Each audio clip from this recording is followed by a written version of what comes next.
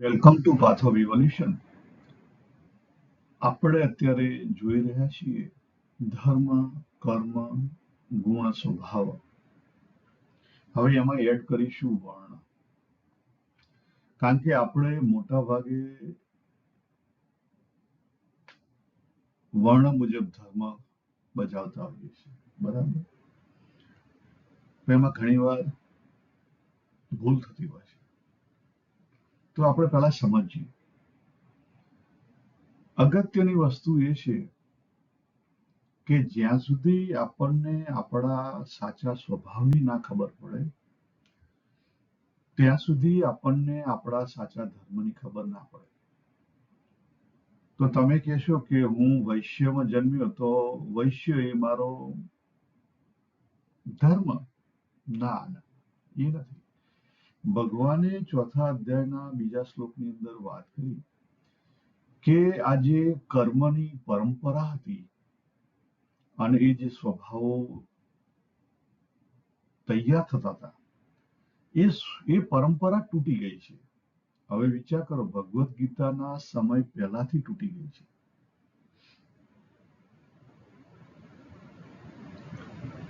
અને તમે તમે આજુબાજુ તમે ચેક કરશો તો તમને ખબર પડશે કે દાખલા તરીકે તમારા ગામની અંદર તમે જોશો તો બ્રાહ્મણ છે. અમારા ગામમાં ઘણા બધા બ્રાહ્મણો છે. તો દરેકને જે બ્રાહ્મણની ડ્યુટી હોય એમાં રસ નથી. દરેકના સ્વભાવ અલગ છે. ચેક કરજો. ક્ષત્રિય છે તો એની અંદર એ અલગ અલગ સ્વભાવો છે. જો ભગવાન મહાવીર, ભગવાન બુદ્ધ ક્ષત્રિયમાંથી સાધુ થયા. એ જ રીતે નાથ સંપ્રદાયના મોટા ભાગના ક્ષત્રિયમાંથી સાધુ થયા. એટલે કહેવાનો અર્થ, આપણે વાલિયામાંથી વાલ્મીકી ઋષિ બન્યા. વિચાર કરો, વાલિયામાંથી વાલ્મીકી ઋષિ બન્યા. ભીલમાંથી સીધા જ ઋષિ થઈ ગયા. તો હા, એના માટે ભગવાને એના માટે કીધું. પહેલા મોટા ભાગે પરંપરા એવી હતી ભગવદ્ ગીતા પહેલા કે દરેક પોતાના રસ રુચિ હોય ને એ પ્રમાણે જન્મ લેતા હતા. અને એની અંદર જ જન્મ થયો હોય એટલે તમારી સ્કિલ કેવી થઈ જાય, આગળ વધે. હું સપોઝ ખેડૂતના ત્યાં આગલા જન્મ ખેડૂત હોય, એનાથી આગળના જન્મ ખેડૂત હોઉં, પછી ખેડૂતના ત્યાં હું જન્મ લઉં, તો નાનપણથી જ મને જે ખેડૂતના બધા સાધનો છે એમાં રસ હોય. બળદ ગાય ભેંસમાં રસ હોય. ખેતીવાડીમાં કેવી રીતે ખેતીવાડી કરી શકાય, શું કરી શકાય, એ બધામાં નેચરલી રસ હોય. તમારા બાપ દાદા તરફથી તમને જમીન મળી એનો અર્થ એ નથી કે તમે ખેડૂત છો. ચાલો, આપણે જુઓ નેચરલી રસ નથી હોતો. અરે આપણા ઘરની અંદર જ જુઓ. દાખલા તરીકે હું મારી વાત કરું તો મેં 1 વર્ષ સુધી 2 વખત મેં પ્રયત્ન કર્યા હાર્મોનિયમ શીખવા માટેના. મને ભજન સાંભળવામાં રસ હતો એટલે મેં કીધું હું હાર્મોનિયમ વગાડું તો હું at least it's a good thing, કદાચ ગાઈ શકાય. આમ તો મારી પાસે ગાવાની સ્કિલ નથી, પણ મેં પ્રયત્ન કર્યો, પણ એમાં હું સક્સેસફુલ ના રહ્યો. મારા ઘરની અંદર હું લાયેલો મારા માટે હાર્મોનિયમ અને કીબોર્ડ. વર્ષો પછી લગભગ 12-15 વર્ષ પછી એ બધું પડી ગયેલું હતું. શિલ્પા એ ફ્રી પડી 2019 પછી. તો એને એનો હાથ ચલાવવા માંડી તો એ જાતે શીખી ગઈ. એ જાતે શીખી ગઈ. એનો શું થયો? એનો ઇનર એટીટ્યુડ છે એની ઉપર. હાર્મોનિયમ વગાડવાનો એની પાસે ઇનર એટીટ્યુડ છે. એની રસ રુચિના અંગ છે, એની અંદર અંગ છે. મારો તો ખાલી રસ હતો, અને રસ કેવો હતો, બહારથી જન્મેલો હતો.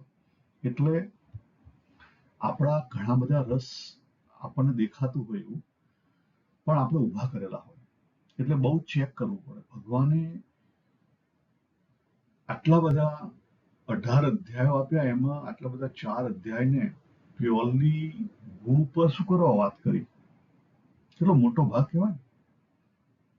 એનું કંઈક વિશેષ મહત્વ છે. મહત્વ એ છે કે સાધનાની અંદર ગુણ ઓળખવા બહુ અગત્યના છે. આજે આપણે જોઈએ કે પરધર્મ કોને કહેવાય અને મારો ધર્મ કોને કહેવાય?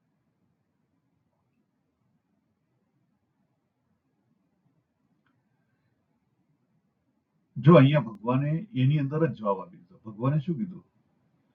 स्वभाव से नियत किए हुए स्वधर्म रूप कर्म को करता हुआ मनुष्य पाप को प्राप्त नहीं होता है. આપણા પોતાના રસ રુચિના અંગ પ્રમાણે આપણે આપણું જે કોઈ કર્તવ્ય હોય એ કરીએ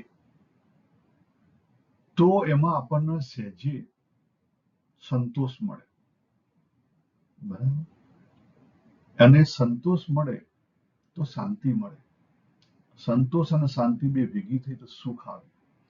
અને ધીરે ધીરે ધીરે ધીરે આપણી જે અતૃપ્ત વાસનાઓ છે ને શાંત થવા માંડે.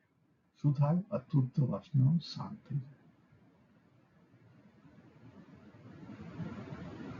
એનો શું થયું? અતૃપ્ત વાસનાઓ એક્ઝોસ્ટ થઈ ગઈ. એટલે ભગવાને એટલા માટે વાત કરી છે.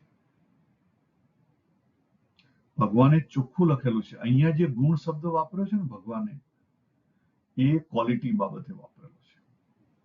ઇનર એટીટ્યુડ બાબતે નથી વાપરેલો. બહુ ફેર છે. ગુણ શબ્દમાં ફેર છે. અહીંયા ગુણ લખેલો છે ક્વોલિટી બાબતે, બહારની ક્વોલિટી. દાખલા તરીકે કોઈ સ્વામિનારાયણ સંપ્રદાયમાં જતું હોય તો તમને બહારથી એ બહુ સરસ લાગે, કારણ કે એ લોકો નહીં ધોઈ તૈયાર થઈ પૂજા પ્રાર્થના કરે, અને ઇટ્સ અ ગુડ થિંગ. વ્યવહારની અંદર સારું લાગે. હા. પણ તમારી આખી રસ રુચિના અંગે પ્રમાણે ના હોય તો તમે કઈ ટકી ના શકો. તમારી રસ રુચિના અંગે પ્રમાણે ના હોય તમે ટકી ના શકો. ભગવાન સ્વામિનારાયણે પણ રસ રુચિના અંગ બાબતે બહુ બધી વાતો કરી છે, પણ કદાચ કોઈ બહાર લાવતું નથી.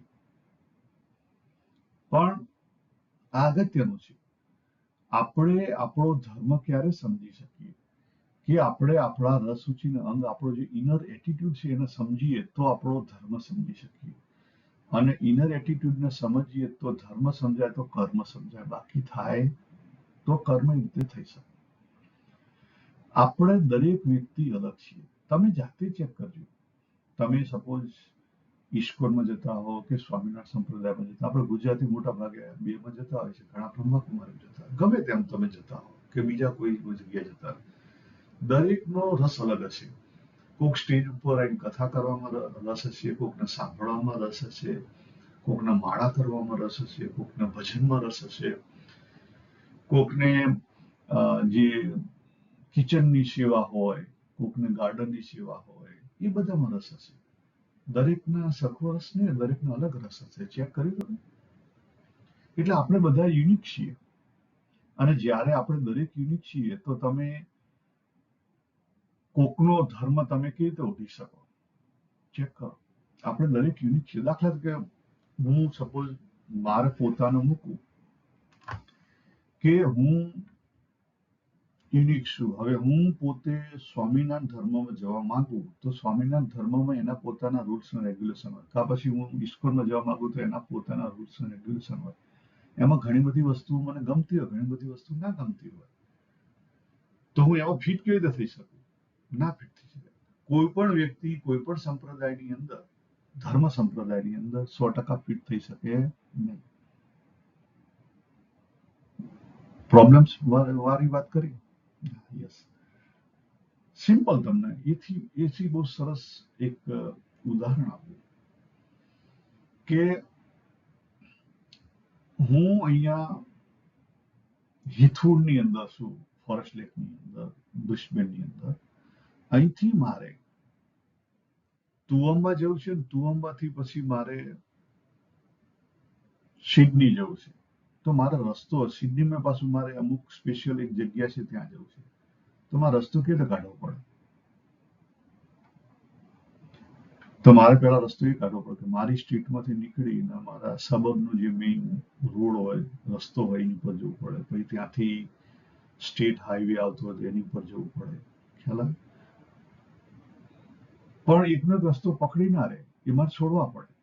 તમે જ વિચાર કરો કે તમે બરોડાની અંદર અટલાદરામાં છો અને અટલાદરામાંથી બરોડામાંથી નીકળીને હિંમતનગરના કોઈક સબર્બમાં જવું હોય તો તમારે પહેલા શેરીના રસ્તા છોડવા પડે, પછી હાઈવે પર ચડવું પડે, પછી ત્યાંથી બહાર ઉતરવું પડે, બરાબર? એટલે જે પ્રમાણે આપણે એક જગ્યાએથી બીજી જગ્યાએ જવા માટે આ બધી વસ્તુ કરવી પડે, અલગ અલગ રસ્તા, અલગ અલગ આપણી સાધના અને આપણું ડેવલપમેન્ટ, સેમ વસ્તુ એપ્લાય થાય. પહેલી વસ્તુ છે કે આપણે દરેક યુનિક છીએ અને દરેક યુનિક છીએ એટલે આપણો પોતાનો ધર્મ આપણે સમજવો પડે અને સમયે સમયે આપણા ગુણની અંદર ફેરફાર થાય, આપણું ડેવલપમેન્ટ થાય, એ પ્રમાણે આપણું કર્મ એ પ્રમાણે રહેશે. એક જ વસ્તુ એકમાં સ્ટીક થઈ નહીં રહે. આ બહુ જ ધ્યાન રાખવા જેવી બાબત છે, નહીં તો મુશ્કેલીમાં મુકાઈ જશે. અને અત્યારે આમાં બહુ જે મિક્સઅપ ચાલી રહ્યું છે, તો અહીંયા આપણે પૂરું કરીએ. પરધર્મ, સ્વધર્મ અને આપણે યુનિકનેસ, આ ત્રણ વસ્તુ આજે આપણે લીધી. સર્વેને જય શ્રી કૃષ્ણ. હરિ ઓમ.